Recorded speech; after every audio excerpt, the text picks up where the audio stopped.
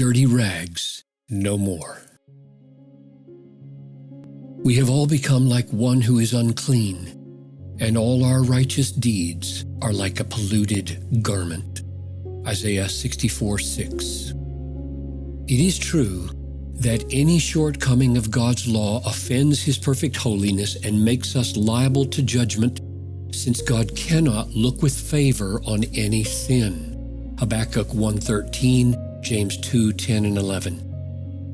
But what brought a person to ruin in the Old Testament, and it is the same for us today, was not the failure to have the righteousness of sinless perfection.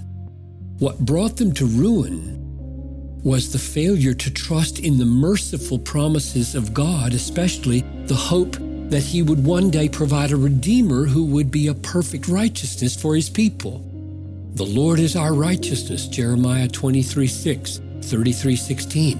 The Old Testament saints knew that this is how they were saved, and that this faith was the key to obedience, and that obedience was the evidence of this faith.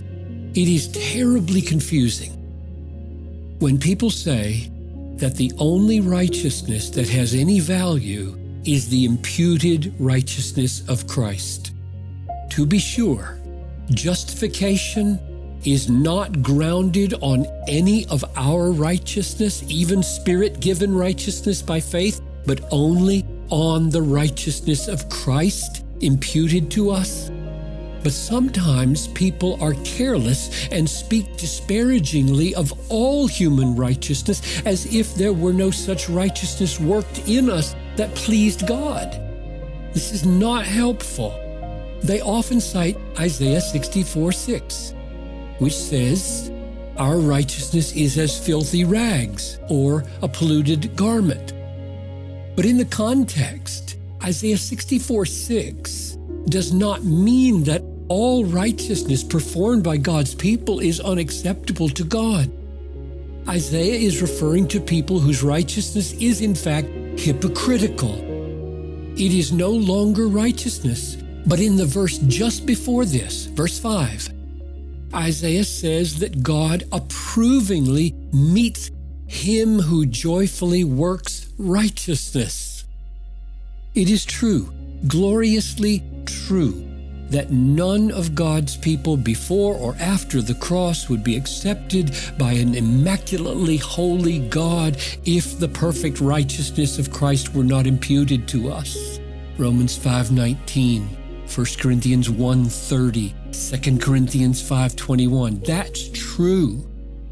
But that does not mean God does not produce in those very justified people an experiential righteousness that is not a polluted garment, even though it is not yet perfected. In fact, He does produce such righteousness, and this righteousness is precious to God and is in fact required, not as the ground of our justification, which is the righteousness of Christ only, but as an evidence of our being truly justified children of God. This is what Paul prays for, and we should pray for. He prays in Philippians 1:10 and 11, that you may approve what is excellent, and so be pure and blameless for the day of Christ, filled with the fruit of righteousness that comes through Jesus Christ to the glory and praise of God.